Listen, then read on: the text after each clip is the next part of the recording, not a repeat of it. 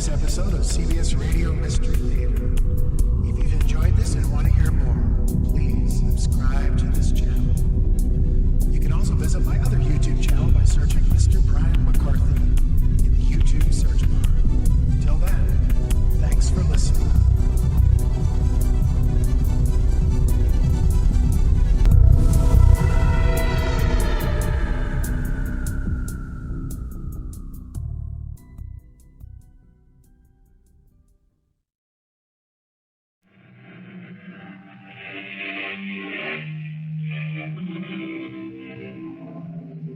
Welcome. Come in. I'm Tammy Grimes. What sport bears a more regal name than horse racing? At one time, it truly was the sport of kings. But long gone are the days when heads of states would match their speediest steeds to establish supremacy for the sake of national pride. Today, racing has become big business, a multi-million-dollar industry. And although the vast majority of those involved in the sport are honest, the lure of riches has attracted a less desirable element as well. Those not adverse to employing chicanery and worse. Jed, you carry insurance on this place, don't you? Well, what does my insurance have to do with anything? Not only are we going to get away with slipping in that ringer this afternoon, but you're going to come out of this with enough money to buy yourself a new ranch. What do you have in mind, Skeeter? Tonight we're going to torch the barn with Proud Chief's look-alike in it.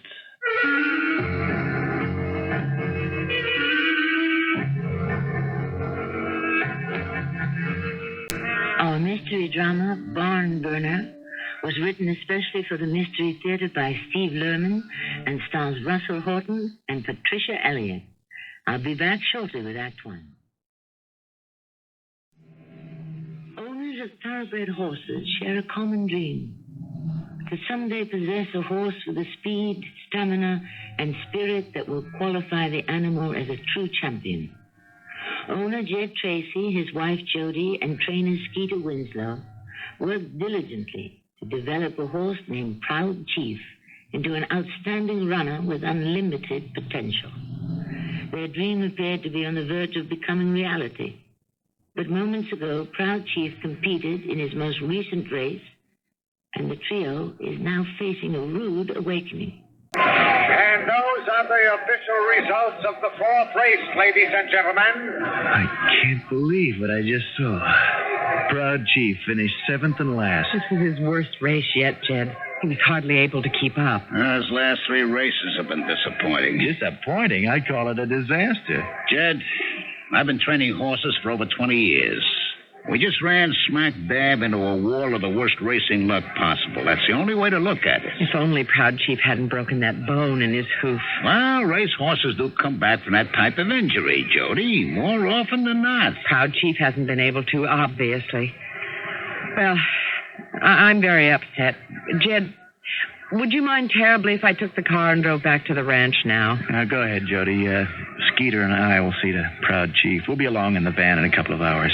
I'll have dinner waiting. I'll see you later. It hurts me to see Jody so sad. She had such high hopes for Proud Chief. Well, what are your plans for the horse now, Jed, huh? Yeah, I'm not sending Proud Chief back on the track, Skeeter. We can still turn a profit on Proud Chief. A real handsome profit. What do you want to do? Take Proud Chief out to the park on Sundays and sell pony rides? My idea's a little more ambitious than that. We can still send Proud Chief out on that racetrack and come back big winners.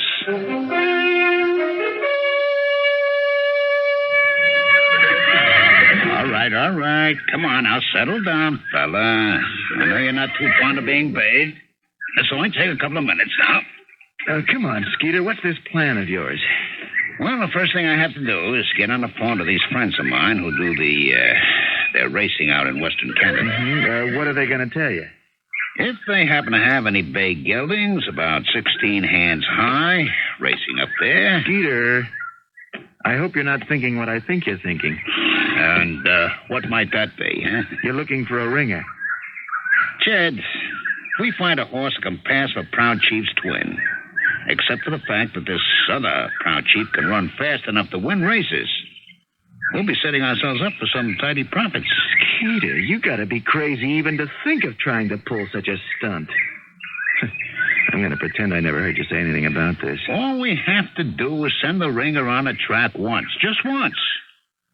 The way Slowpoke here has been racing lately, his odds are going to be sky high. We lay more than a few bucks on the double's nose. You understand? He crosses that finish line first. We laugh all the way to the bank. How are we gonna spend all this money in jail, Skeeter? My little scheme is going to buy us a one-way ticket to Easy Street, not the Slammer. You really think it would be that easy to pull a switch? Proud Chief doesn't have any unusual markings. Finding a stand-in for him is going to be simple, that's all. Well, what about the lip tattoo? It's no problem. I know this guy who runs a tattoo parlor. He's a real artist. When the paddock judge looks over Proud Chief number 2, he won't be able to tell the difference. What about, Jody? What about her? Well, no matter how perfect a match you make, even with a lip tattoo, every horse has its own personality. Jody will know that something isn't right. I've got that all worked out, too. Really? The real Proud Chief can stay at your ranch. What we do is stable our Canadian import at the deserted Harris Ranch. You got me? On race days, we take the real thing up there. We give him a change of scenery while his twin is at the track making us a pile of dough.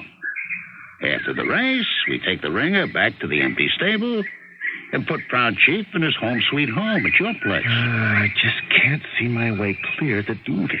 Jed, how much have you picked up in the way of purse money since the first of the year? You had all your hopes pinned on Proud Chief making it to the Derby. You spent an awful lot of money getting that animal back to the races. Yeah, for all the good it did me. Word on the grapevine has it that you're next to broke.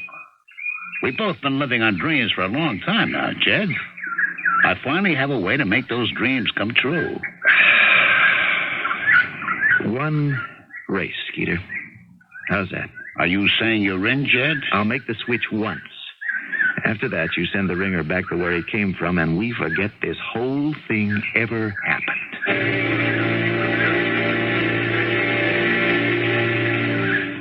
When was the horse brought in? Last night, late. Mm-hmm. And no one saw the van pull in? Jed, this broken-down old ranch is so far off the beaten path. Come on, let's see the horse. Might as well. I put him in a stall, but I don't think he's too happy being all cooped up. I'll leave him in the corral as much as possible. There he is, Jed. Meet Proud Chief II. How do you like him? Why, there sure is a resemblance. He's a dead ringer for the real one. A live ringer is more like it. This one is real speedy. What about the lip tattoo? All taken care of. Here, have a look. The numbers are identical. You gotta hand it to you, Skeeter. You really pulled it off. I told you I had all the angles covered. What happens now? You and me and our four-legged friend are off to the races.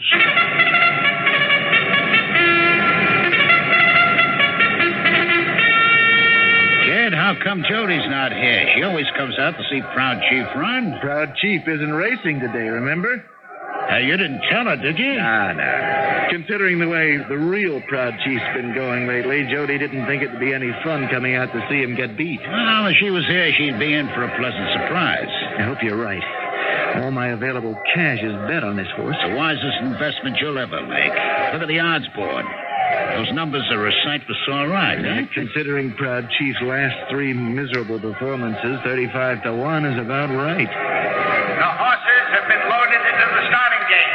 It is now post time. It won't be long now, Jed. You got those betting tickets? Right in my pocket. The flag is up. Easy Street, here we come. And they're off.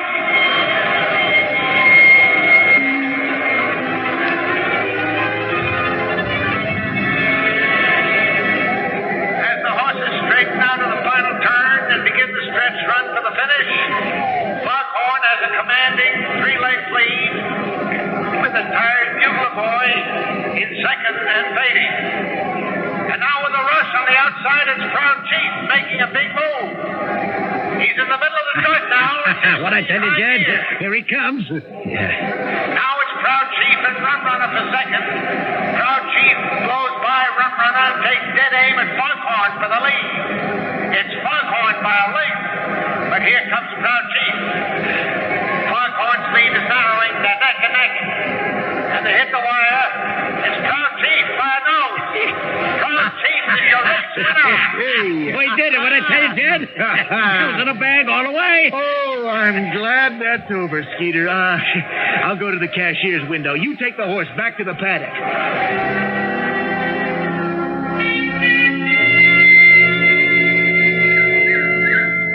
Here you go, boy. The way you ran, you deserve a treat. Have a couple of lumps of sugar on old Skeeter. Hey, Jed, is this a racehorse or is this a racehorse? Let's get the groom to bathe him and do up his legs. You know, we're going to have to run him in a higher class the next time out. Skeeter, we had a deal. One race, and that was going to be it, right? We got a good thing going here, Jed. Excuse me, gentlemen. Oh, Doc Townsend, hello.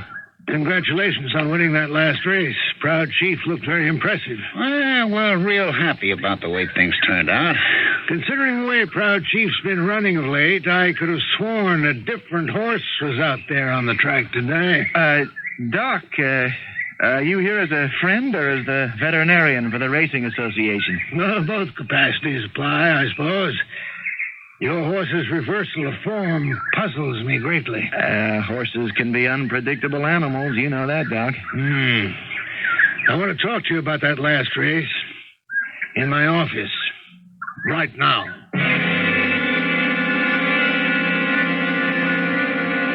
Close the door, Skeeter. I'd like this chat to be private. What's on your mind, Doc? How did you do it, Skeeter? What are you talking about? Do what? Proud Chief's performance was extraordinary. Make some sense of it for me. I really don't have anything to tell you, Doc. Come on, Skeeter. Proud Chief breaks his coffin bone and goes to the sidelines to recuperate. Well, that's standard procedure. When he comes back to the races, he runs like he ought to be pulling a milk wagon. That happens that way sometimes, Doc. That horse today raced like he's ready to win the Triple Crown. You did more than say a few magic words to make him run that fast. Just what is it you think I did, Doc? I'd rather you told me. Now, wait a minute. Are you implying that Skeeter might have done something illegal, Doc Townsend? Don't be so touchy. You latched on to some new training method, obviously. One that did Proud Chief a world of good. I see. You want to be let in on a secret, Doc. Is that what this is all about? If you've come up with a way to do near miracles, you owe all of racing to tell me. I was thinking that this might make a very interesting article for the journal my veterinary association publishes. You wouldn't mind if I wrote it up for them, would you? Is that really necessary? Why would you object? We'll help you out, Doc, gladly. Fine. The first thing I'm going to need is some pictures. X-rays of that hoof. Well, what for? To make a comparison. I have photos of the broken hoof taken when it first happened. I need to see it now to show how the bones heal. Hey, Doc, is that necessary? That's essential. Proud Chief's in the barn area now. Walk him over. I'll take the X-ray and we'll do the interview. Won't take long. No. Today's out of the question. Is there a problem? Proud Chief just had a very tough race. I want to get him back to the ranch and bed him down in the stall so he can rest. It's part of this new training program we have, Doc. You understand? Well, the deadline for articles for the next issue is next week. Bring the horse by tomorrow. We'll take care of it then. And I won't take no for an answer. How could you do it, Skeeter? Why in heaven's name did you agree to cooperate with that pompous Doc Townsend? What is going to happen when he sees that X-ray? Nothing's going to happen. Skeeter, the horse that ran today never had a broken bone in his hoof. When Doc Townsend takes a look at that X-ray, we are going to have a lot of explaining to do. That's all you're worried about? We're going to be exposed as frauds. There's no getting around it. Now, listen to me, will you? When Townsend takes his picture tomorrow, he's going to see a horse that had a broken bone. All right? How? All we have to do is head up to the Harris Ranch, swap the colt in the van for the real Proud Chief, and take him to the vet in the morning. Oh, Skeeter, this is becoming a lot more involved than I ever thought it could. I'll pull up to the side of the barn here. You fetch Proud Chief from the corral while I put our mail ticket in one of the stalls, huh? Skeeter! Skeeter, you better come quick! What's the matter now, Jed? What's all the hurry about? You left Proud Chief out in the corral, right? Yeah? I figured he could use the exercise. Well, take a look over there. Oh, the corral's empty. Yeah. Where is Proud Chief? It must be very difficult to misplace a ton of horseflesh, but apparently that's precisely what Jed and Skeeter have done.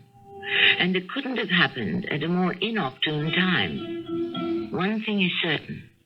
If Jed and Skeeter can't solve the mystery of the missing racehorse quickly, and Doc Townsend takes an x-ray of the bogus Proud Chief, more than the skeleton of a healthy horse will be exposed. But who knows? Perhaps the real Proud Chief will turn up again when we do, shortly, as our story continues in Act 2. I imagine that Jed and Skeeter must be feeling very much like Shakespeare's Richard III. The beleaguered king found himself in such dire need of a horse that he was willing to exchange his entire kingdom for one. Our protagonists have far less to offer, but I'm sure they'd be willing to strike almost any bargain in order to reacquire Proud Chief.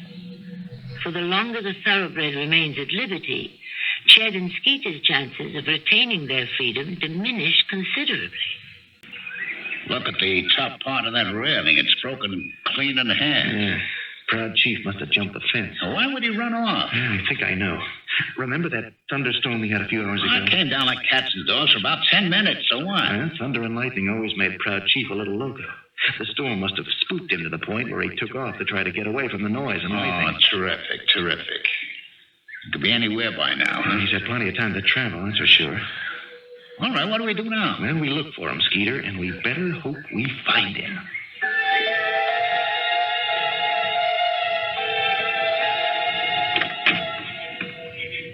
So there you are.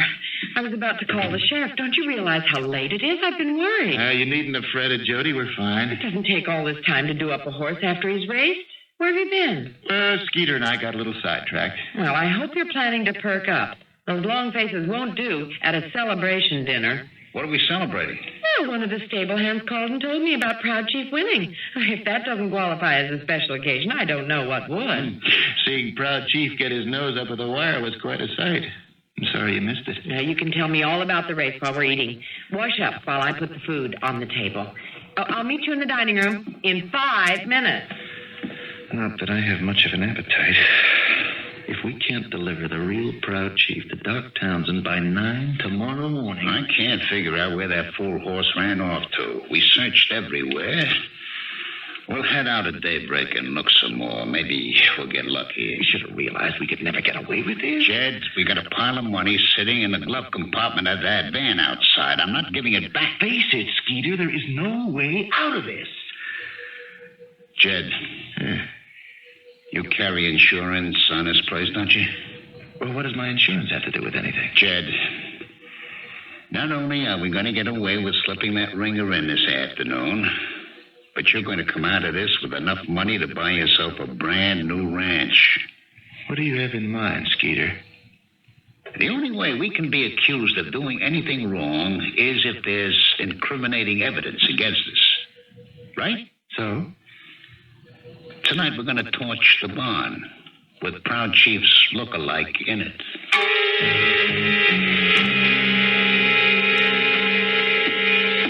I can't believe you're serious about this. It's bad enough I went along with committing fraud. I am not going to become party to arson. What are you talking about, arson? One of these kerosene lamps is going to fall over accidentally and set fire to the barn. You really think you were going to get away with this? I'm betting the next 20 years of my life on it, partner. But what about the horse? You're going to murder him? It's his neck or ours. I can't let you do it. I am not going to stand here and allow that animal to be executed. Now, look, I already gave in and put all the other horses out to pasture. There's only going to be one casualty. One is too many. Hey, what are you doing? Getting this gasoline saute out of here. And you are not burning the barn, and you are not killing that horse. If I don't do this, we have no way of putting off Doc Townsend. That's the way it goes, I guess. I'm not going to jail. I'd rather confess than go around the rest of my life feeling like a murderer. It's only a horse. Skeeter, this has gotten way out of hand. Now, I am calling the sheriff. I am going to tell him everything. Jed, don't pick up that phone. Oh, you going to stop me? If I have to, I will. I am going to make that call. I'm warning you, don't. Oh, put down that shovel, Skeeter. Operator, give me the sheriff's office. Skeeter, stay away from me. Skeeter!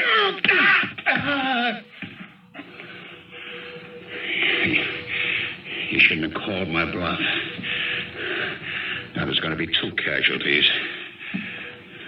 The horse and you.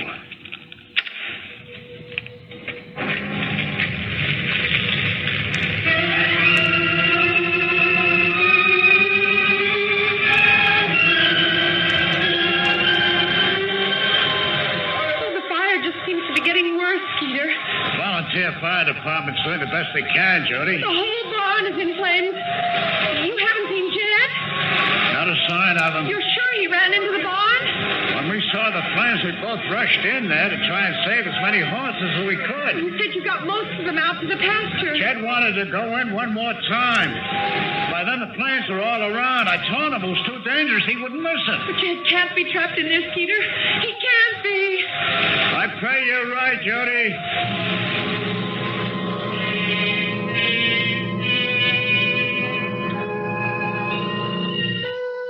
You're a lucky man, Skeeter, to have walked away from that fire without as much as a scratch. Doc, believe me, I wish I could have shared my good fortune with Jed. Then he might be here today, too. How's Jody taking what happened? The first day or two were real rough for her. She's in Chicago now, staying with relatives. I'll have to stop by when she gets back and pay my respects. Only one horse is still unaccounted for, is that correct? Yeah, proud chief. Just when he was beginning to turn himself around and run like a real racehorse again. It really is a shame. Without those x-rays, I guess we'll never know for sure how come Proud Chief was able to run so fast.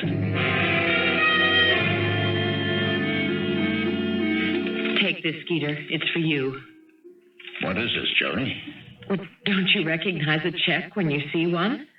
Yeah, but what's it for? Jed did give you a small percentage of ownership in Proud Chief. That was your arrangement. I took a few points in exchange for reducing my training fee. You may not have known about this, but Jed had a small insurance policy covering Proud Chief. This amount represents your share of this settlement. I feel kind of funny taking money from you, Jody. Well, it's your money, Skeeter.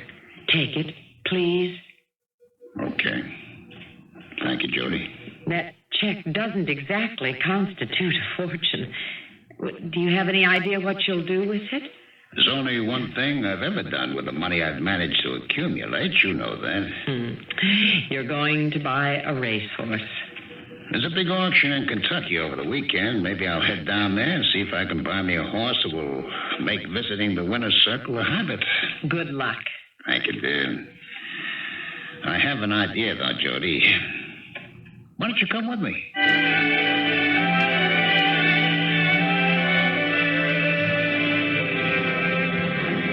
The horse you want to bid on should be coming up next, Skeeter. You think I'm making a wise choice, Jody? Oh, this horse, Indian Warrior, is half-brother to Proud Chief. If Indian Warrior has anywhere near the speed moxie his late brother had, I'll be buying myself a top-notch racehorse. Oh, there's Indian Warrior being led into the ring now, Skeeter. Ladies and gentlemen, can I have your attention, please? The next horse, hip number 492. Nice chestnut colt by the name of Indian Warrior. Now, I'm going to take an opening bid of $5,000 on this horse, but I'm sure y'all realize that's far below what he's worth. Do I hear $5,000 for Indian Warrior? Who bid $5,000? 5,000. Oh, Mr. Winslow knows good horse flesh when he sees it. Now, who'll make that 6? I got 5,000, looking for 6. 5, looking for 6. 6,000. Thank you, sir. Now I got 6,000. I'm looking for 7. 6, I want 7. Hey, this is a fine animal, folks. Who's going to give me $7,000? 7. Okay, 7. Now, I need 9. Who's going to make it 9? 9,000. Now we're off and running. 9,000. I want 10. 9. I want 10. Who's going to give me 10? Let me hear 10 now.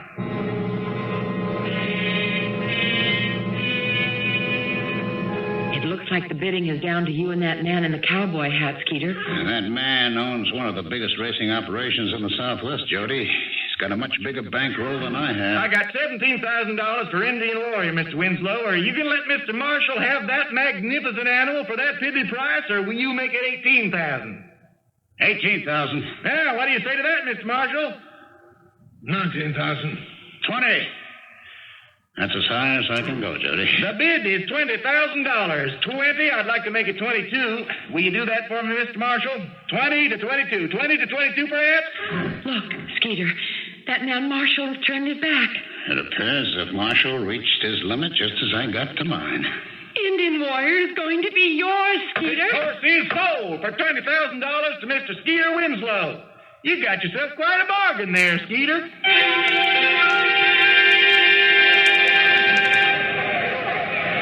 Skeeter, do you think Indian Warrior has a chance to win today? I've got real high hopes. His workouts have been nothing short of spectacular. It was thoughtful of the racing commission to run a race in Jed's honor. Well, Jed was one of the best liked and respected horse owners in this state. Naming this race the Jed Patrici Memorial Mile was the least they could do. It would be nice if your horse wins, Skeeter, since you and Jed were such good friends. And they're off. Easter Bunny, Jolly Giant, and Indian Warrior all go for the lead. Then it's Tin Soldier, Poker Face, Happy Henry, and Go-Go Dancer is last. Will you look at that, Jody? Indian Warrior looks like he's going to beat this bunch by a country mile. Come on, Easter Bunny.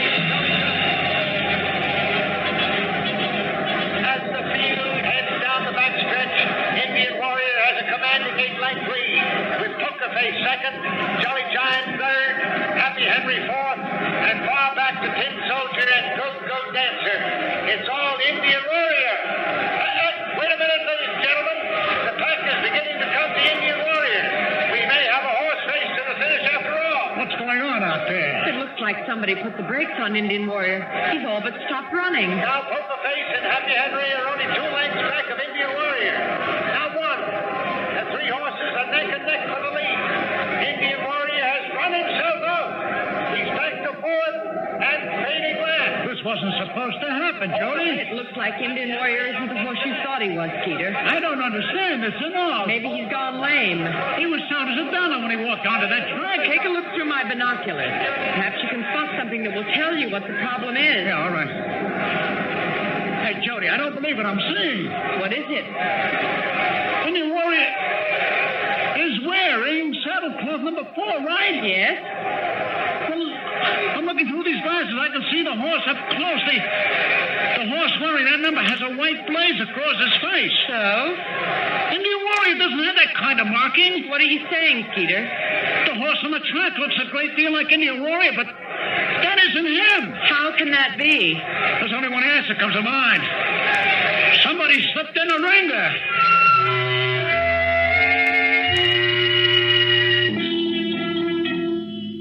Once again, it appears as if Skeeter has one too many racehorses bearing the same name.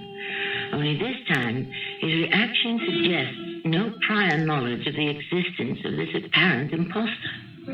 How and why the substitution was made are questions weighing heavily on Skeeter's mind, as you can well imagine. All questions will be answered when our story concludes in Act 3. In biblical times, a man named Noah collected animals in twos and was blessed for his efforts. Unfortunately for Skeeter, the Racing Commission is expected to view his compilation of horses in a much less favorable light. The race has concluded, and Skeeter's entry, whoever he may be, has crossed the finish line a badly beaten last. But the horse's poor showing is the least of Skeeter's concerns. How could you do such a thing, Skeeter? More precisely, how could you do such a thing and actually expect to get away with it? I didn't do anything, Doc. You gotta believe me. You know I check every horse's identifying marks before and after the race. The horse I saw in the paddock was Indian Warrior. But the animal that straggled in off the track most definitely was not. I'm as surprised by what happened out there as you are, Doc. How did you make the switch, Skeeter? I'd be interested to know. You're asking the wrong person. I don't know how it happened because I didn't make any switch. Really? Then who did? I was framed. I had to be. By whom? And why? All I know is I didn't do anything wrong. The Racing Commission has scheduled a hearing for 9 a.m. tomorrow. Unless you can come up with a plausible explanation by then, you're in big trouble, Skeeter.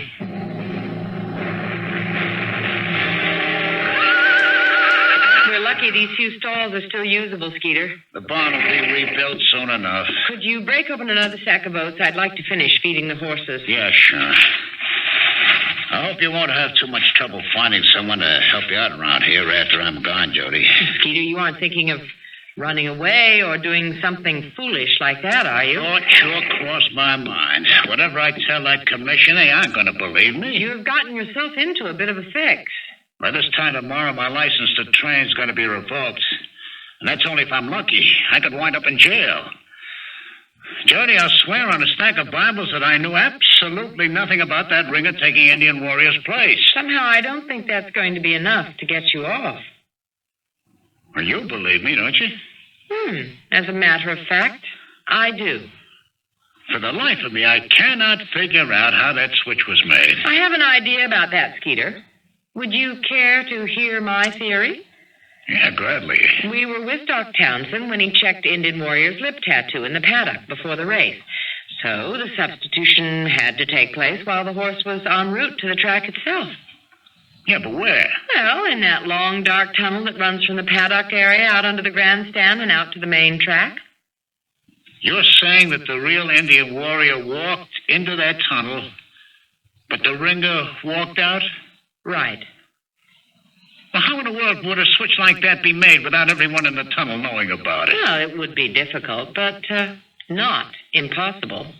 7 race horses with jockeys on them rode in there, as well as 7 lead ponies with outriders, and you're telling me that 14 people didn't see a thing? Skeeter, everyone was riding from stark sunshine into a pitch-black tunnel. It takes a few seconds for the eyes to adjust to that sudden loss of light. And the switch took place during that time? What if there was some sort of disturbance? A horse became unruly, for instance. Well, that type of diversion would make it relatively simple for a jockey to dismount from one horse and get on another without anyone being the wiser. Well, where would the extra horse come from? There wouldn't be any extra horse. Not if one of the horses ridden by an outrider were a thoroughbred. The ringer could have been wearing a saddle cloth with the number 4 on it under the saddle blanket? Hey, Jody, that's a mighty complicated scenario to come up with off the top of your head. There was no speculation involved. What are you saying? That jockey who rides for you is as crooked as the day is long, and there are more than a few outriders always looking to pick up a few extra dollars and not terribly concerned about what they have to do to earn it. You paid the jock and outrider to make the switch? Why would you do such a thing, Jody? I thought we were friends. I did it for poetic justice, Skeeter. But that was only part of the reason, actually. I don't understand. The other part was to get revenge. Plain and simple. Revenge? What did I ever do to you? You tried to murder Jody's husband, or have you forgotten about that, Skeeter? Chet.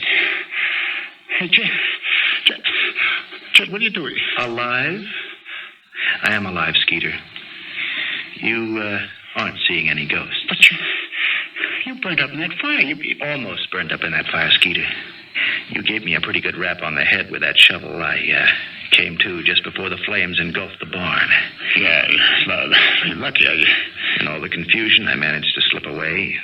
I was dazed, confused. I needed time to get my wits about me and figure out how to handle a situation. So I made my way to the old Harris ranch to recover and think. One day when you were off at the track, Skeeter, Jed came here and told me everything.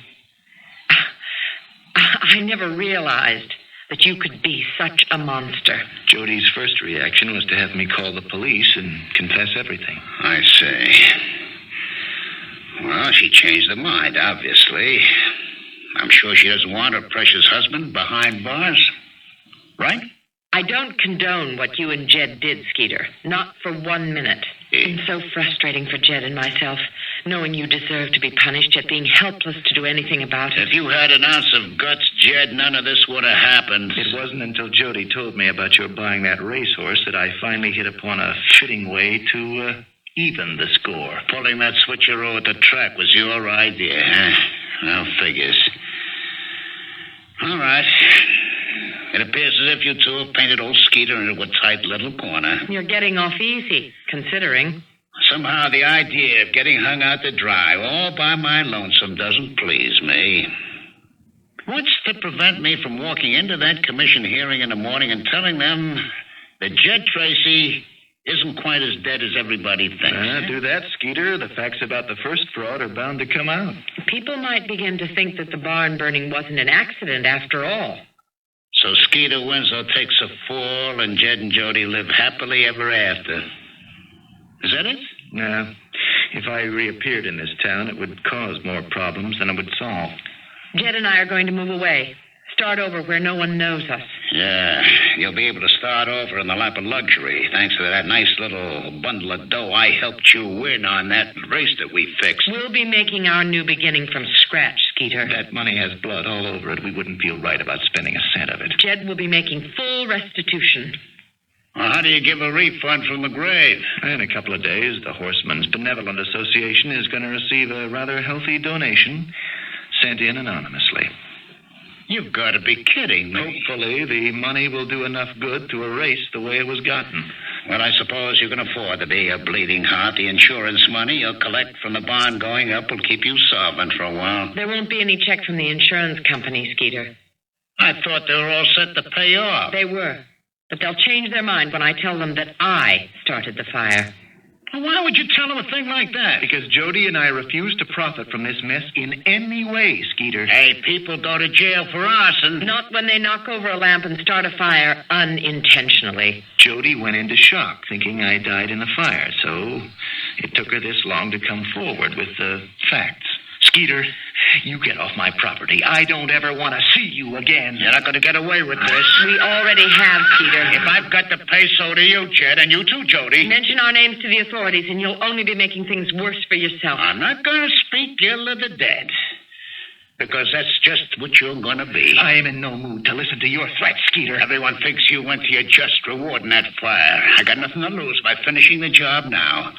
I mean, how can you murder a dead man? The only way you'll get away with it is by killing me as well. Over your dead body? That can be arranged real easy. I don't know what you're thinking, Skeeter, but you are never going to get away with it. I will, believe me. Everybody knows how upset poor Jody's been since you went up a smoke with that barn.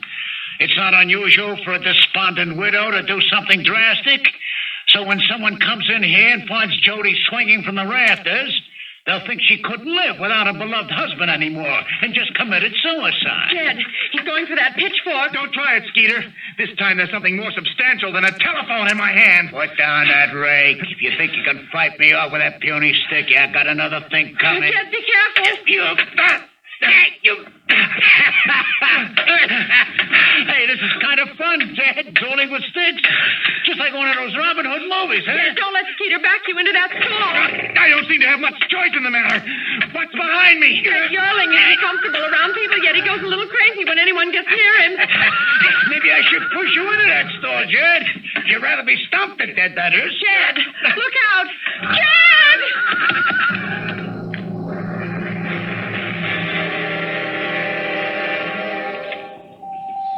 Hospital rules.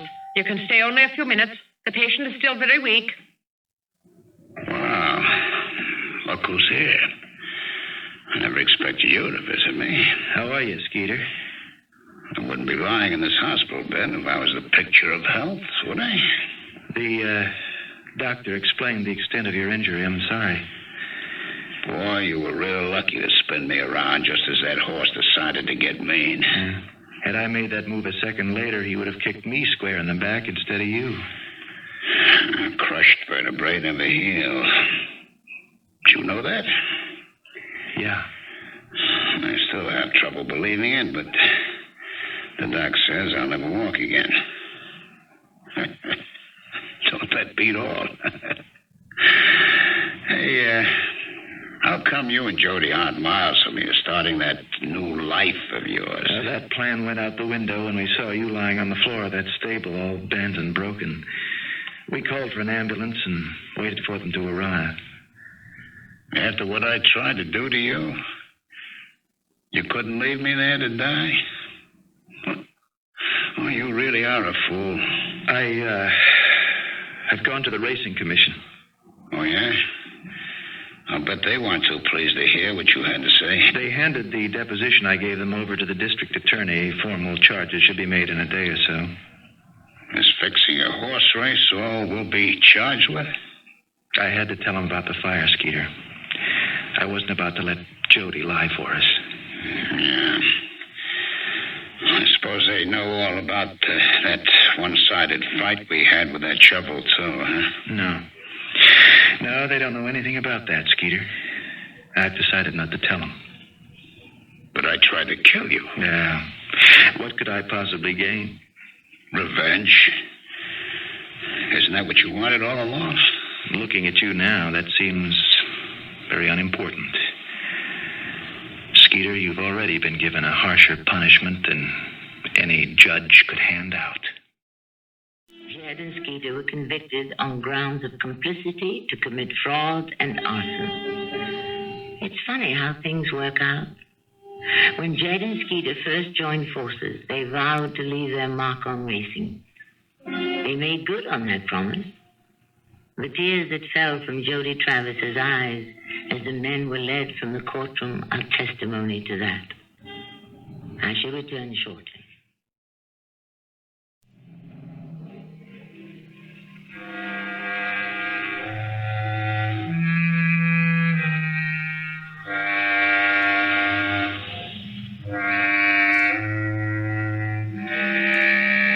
Living quarters with barred doors which open at the crack of dawn.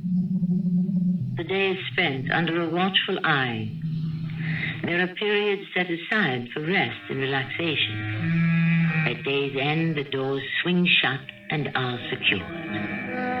If the location of such activity is a stable, this could be the daily routine of any number of racehorses. If the place is a prison, it could be the regimen followed by Jed and Skeeter. Either way, there's a bitter irony to the similarity, don't you think? Our cast included Russell Horton, Patrici, Elliot, Ralph Bell, and Robert Dryden. The entire production was under the direction of Hyman Brown. I hope you enjoyed this episode of CBS Radio Mystery Theater. If you've enjoyed this and want to hear more, please subscribe to this channel. You can also visit my other YouTube channel by searching Mr. Brian McCarthy.